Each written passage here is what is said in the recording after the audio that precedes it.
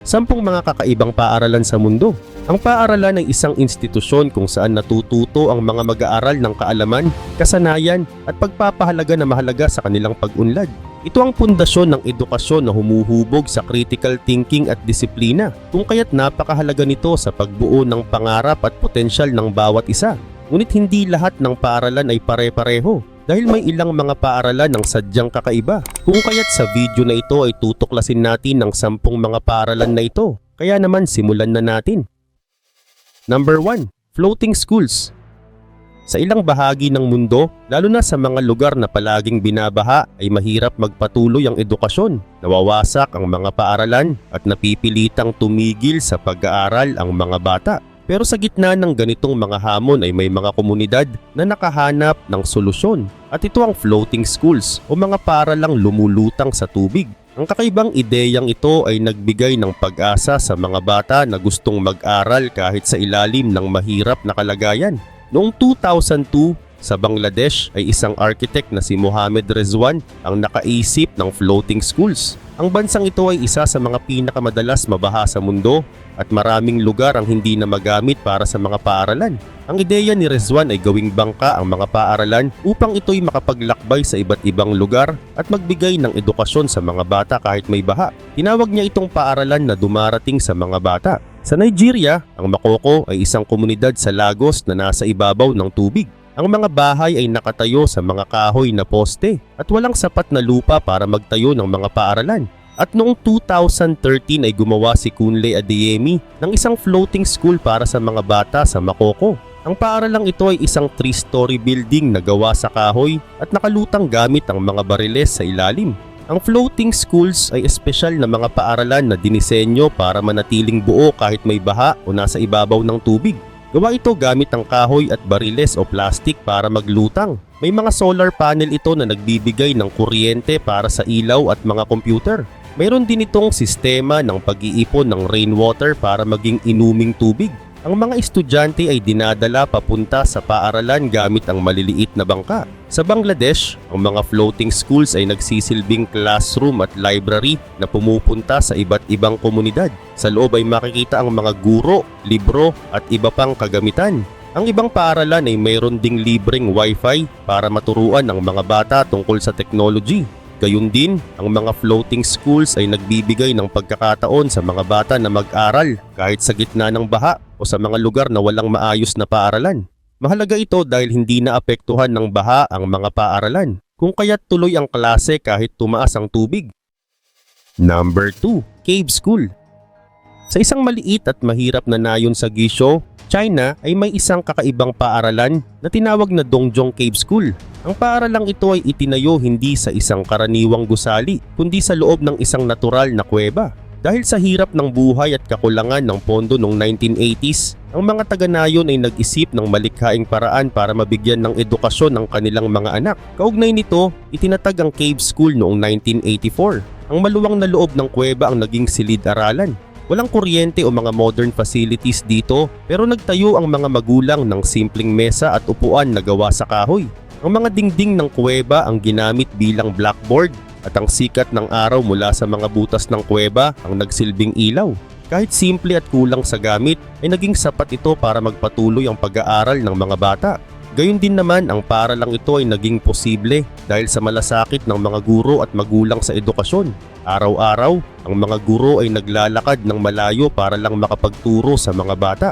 Ginawa nila ito dahil naniniwala sila na ang edukasyon ng susi upang makatakas sa kahirapan. Kahit mahirap ang kalagayan ay hindi sila sumuko at patuloy na nagbigay ng kaalaman. Ngunit noong 2011 ay isinara ang Cave School ng gobyerno ng China. Ayon sa kanila, hindi na ito angkop para sa modernong panahon at inilipat ang mga estudyante sa mas maayos na paaralan.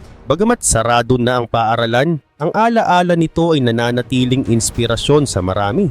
Ipinakita nito na kahit sa gitna ng kahirapan, ang edukasyon ay kayang maisulong basta't may pagtutulungan at dedikasyon.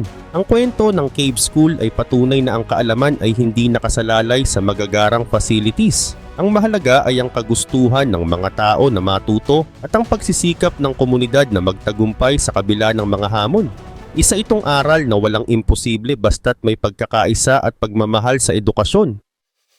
Number 3, Brooklyn Free School. Sa Brooklyn, New York ay matatagpuan ang Brooklyn Free School o BFS, isang paaralan na naiiba sa lahat. Sa BFS, ang mga mag-aaral ay may ganap na kalayaan sa kanilang pag-aaral. Walang pagsusulit, walang grades at walang nakatakdang klase.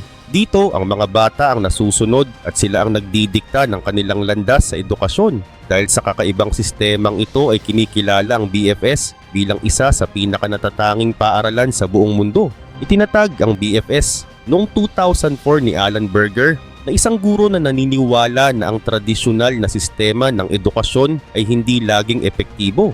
Para kay Berger, ang edukasyon ay dapat maging democratic kung saan ang mga estudyante ay may boses at kalayaan. Kinuha niya ang inspirasyon mula sa mga progressive educators tulad nina John Dewey at A.S. Neal, ang tagapagtatag ng Summerhill School sa England. Layunin niyang lumikha ng isang paaralan kung saan ang kalayaan ng bawat mag-aaral ang pinapahalagahan. Ang Brooklyn Free School ay kakaiba dahil walang prinsipal, walang nakatakdang kurikulum at walang mga patakarang ipinapataw mula sa itaas. Sa halip, ang lahat ng desisyon sa paaralan ay ginagawa sa pamamagitan ng school meetings. Sa mga pulong na ito ay parehong guro at estudyante ang bumoboto. Ang boses ng bawat isa, bata man o matanda, ay pantay-pantay. Nagtutulungan sila upang gumawa ng mga desisyon tungkol sa mga patakaran, activities at mga proyekto. Sa araw-araw, ang mga estudyante ay malayang pumili kung ano ang gusto nilang gawin. Maaring gumugol ang ilan ng oras sa pagpipinta, pagsusulat o pagbabasa.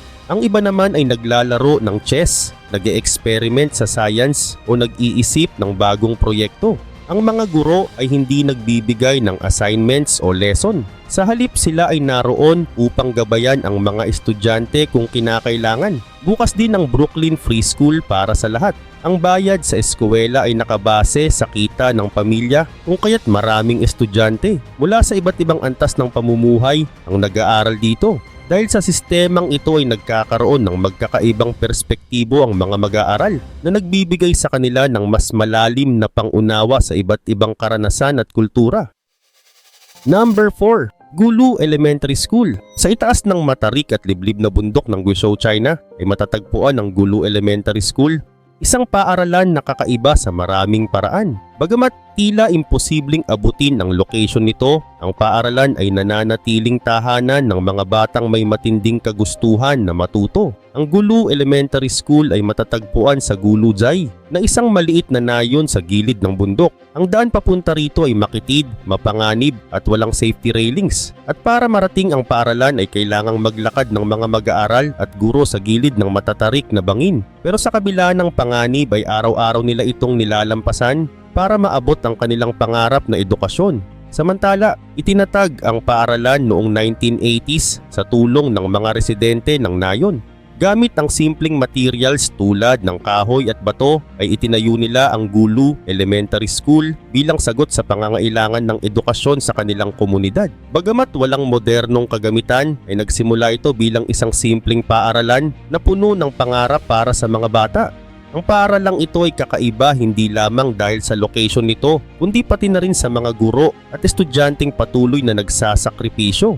Isa sa pinakakilalang guro ng paaralan ay si Mo Xiuming na naglingkod ng higit 30 years. Sa kabila ng delikadong paglalakbay araw-araw at maliit na sahod ay patuloy siyang nagturo dahil naniniwala siyang ang edukasyon ang tanging paraan para maiahon sa kahirapan ng mga bata. Ang mga estudyante ay masigasig ding nag-aaral kahit mahirap ang kanilang kalagayan. Nagdadala sila ng sariling pagkain dahil walang kantin sa paaralan. Karaniwang nilaga na mais o kamote ang kanilang baon.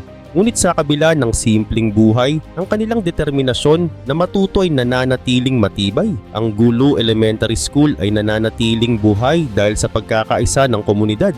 Ang mga magulang, guro at estudyante ay nagtutulungan upang panatilihin ang paaralan. Alam nila na ang edukasyon ang susi sa pag-angat ng buhay. Simula noong maipakita sa isang documentary noong 2008 ang kwento ng paaralan ay maraming organisasyon ang nagbigay ng tulong. Nagpadala sila ng mga libro, uniforms at iba pang kagamitan upang matulungan ang mga mag-aaral. Number 5, Train Platform Schools. Sa India, sa gitna ng abala at ingay sa isang train station ay may isang kakaibang tagpo. Sa gilid ng railway ay may mga batang nakaupo sa lupa habang tinuturuan ng isang guro gamit ng isang maliit na blackboard at chalk. Ang lugar na dapat sanay para sa mga pasahero ay naging isang silid-aralan. Ito ang tinatawag na train platform schools na isang makabagong paraan upang maabot ang mga batang lansangan na hindi makapasok sa regular na paaralan. Noong 1980s ay isang guro na nagngangalang Inderjit Khurana ang nakapansin sa mga bata sa istasyon ng tren habang siya'y nagbibiyahe papunta sa kanyang eskwelahan. Marami sa mga bata ang nagtitinda, humihingi ng limos o naglalakad ng walang malinaw na pupuntahan. Hindi sila nag-aaral dahil sa kahirapan at kawalan ng pagkakataon. Napaisip si Inderjit, paano kaya kung dalhin ko ang paaralan sa mga batang ito? Sa simpleng ideyang iyon ay nagsimula ang train platform schools. At noong 1985 ay itinatag ni Inderjit ang unang train platform school sa tulong ng isang organisasyon na tinatawag na Ruchika Social Service Organization. Ang layunin nito ay dalhin ng edukasyon sa mismong lugar kung nasaan ang mga bata at yun ay sa istasyon ng tren. Ginamit nila ang gilid ng railway bilang paaralan. Sa tulong ng mga volunteers ay nagtuturo sila ng pagbasa, pagsusulat at simpleng mathematics. Ginawa nilang simple ang mga aralin para madaling matutunan ng mga bata. Ang gamit nila ay mga donation tulad ng blackboard, papel at chalk. Ang proyekto ay isang tugon sa malubhang problema sa India noon. Milyon-milyong bata ang hindi nakakapag-aral dahil sa kahirapan. Maraming bata ang kailangang magtrabaho o namumuhay sa lansangan. Ang train platform schools ay naging paraan para mabigyan sila ng pagkakataong matuto at magkaroon ng pag-asa para sa mas magandang kinabukasan. Subalit, hindi naging madali ang pagpapatakbo ng mga paaralan. Ang istasyon ng tren ay isang maingay, matao at minsan ay hindi ligtas na lugar. Ang mga guro at volunteers ay kailangang maging maingat habang nagtuturo. Marami ring bata ang hirap kumbinsihin na mag-aral dahil sanay na sila sa lansangan. Number 6. Underground School. Ang underground schools ay mga lihim na paaralan na binuo noong panahon ng pananakop ng Nazi Germany, lalo na sa Poland at ibang bahagi ng Europe noong World War II. Sa panahon na yon ay ipinagbawal ng mga Nazi ang edukasyon para sa mga sinakop nilang bansa. Gusto nilang burahin ang kultura, kasaysayan at kaalaman ng mga mamamayan upang gawing sunod-sunuran ang mga ito. Ngunit hindi sumuko ang mga tao. Sa kabila ng mahigpit na pagbabawal ay nagtayo ang mga guro, magulang at community leaders ng mga lihim na paaralan upang ituloy ang edukasyon. Ang mga underground schools ay naging simbolo ng tahimik ngunit makapangyarihang paglaban sa pananakop. Samantala, nagsimula ang mga underground schools noong 1940s sa Poland na isa sa mga bansang lubhang naapektuhan ng pananakop ng Nazi Germany. Dahil sinira ng mga Nazi ang kanilang mga university at paaralan ay naging mahalaga para sa mga tao na maghanap ng paraan upang mapanatili ang edukasyon. Ang mga klase ay nagaganap sa mga tagong lugar tulad ng mga basement, simbahan o kahit sa gitna ng kagubatan upang maiwasan ang mga mata ng mga autoridad. Gayun din naman ang mga underground schools ay simple ngunit puno ng tapang. Karaniwang 5 hanggang 10 estudyante lamang ang napasok sa bawat klase upang hindi sila madaling matunton.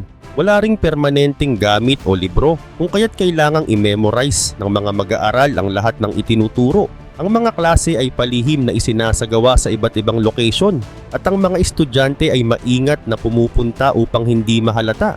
Ang bawat leksyon ay pinapasa mula sa isa hanggang sa susunod na grupo ng mga mag-aaral. Bukod pa rito, ang mga bayani ng underground schools ay ang mga guro, magulang at estudyanteng hindi natakot ipaglaban ang kanilang karapatan sa pag-aaral. Isa sa mga ito ay si Janusz Korczak na isang doktor at guro na tumangging iwan ng kanyang mga mag-aaral sa kabila ng panganib. Ang mga guro ay nagtuturo hindi lamang ng academics kundi pati ng halaga ng tapang at kalayaan. Ang mga mag-aaral naman ay hindi ordinaryong kabataan dahil sila ay mga bayani rin na handang ipaglaban ang kanilang kinabukasan sa kabila ng hirap at panganib. Number 7. School of the Future.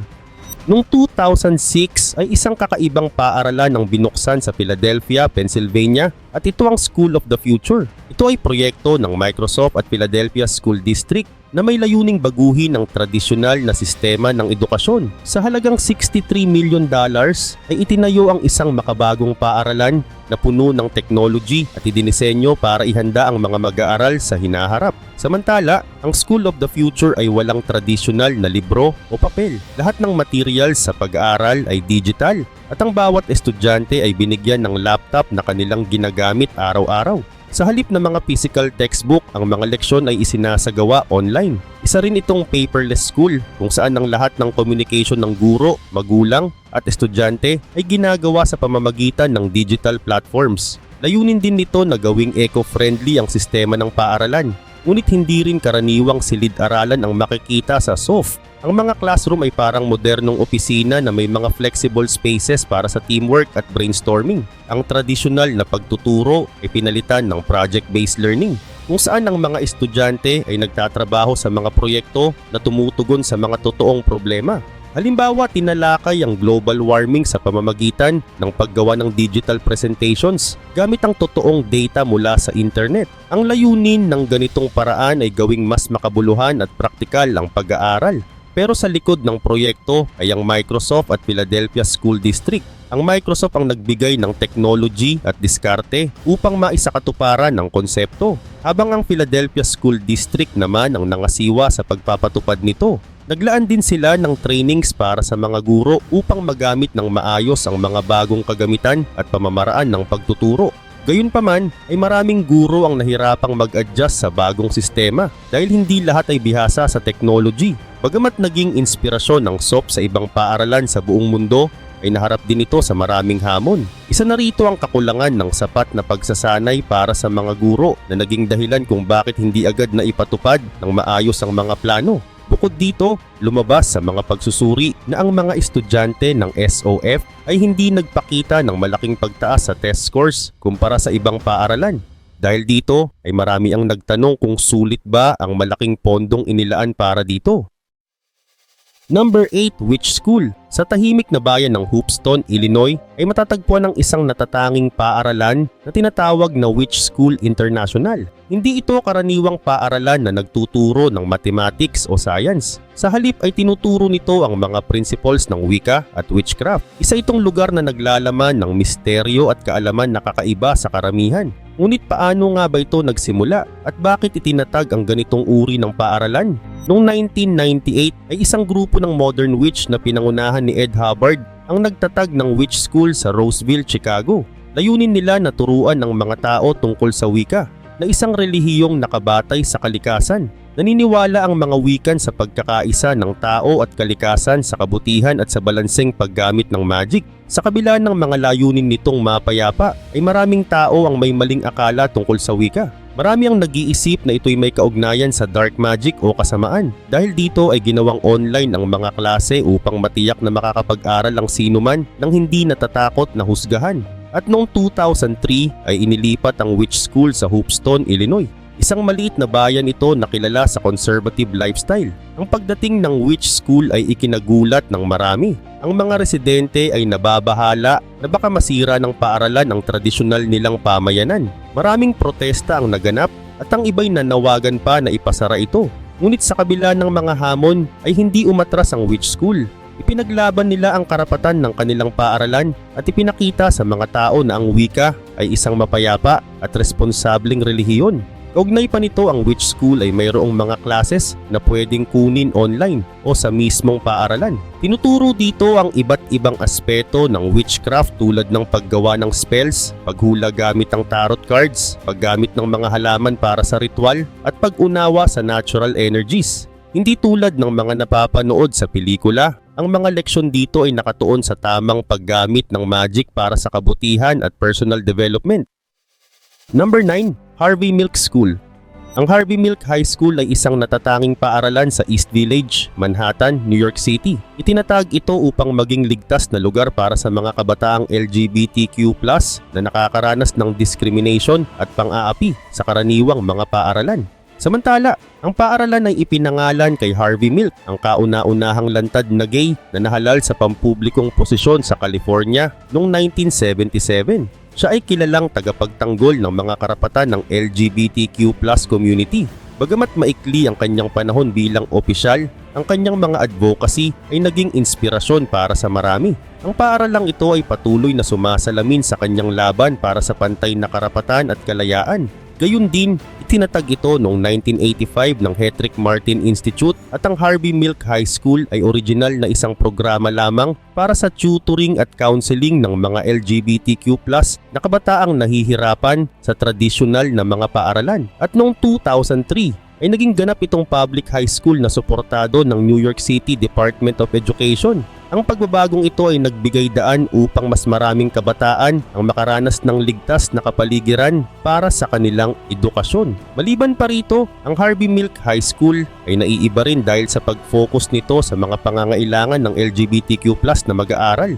Bukod sa karaniwang mga subjects, itinuturo din dito ang kasaysayan at kultura ng LGBTQ+. May mga programa din para sa emotional at mental support na tumutulong sa mga estudyante na mas mapatatag ang kanilang sarili.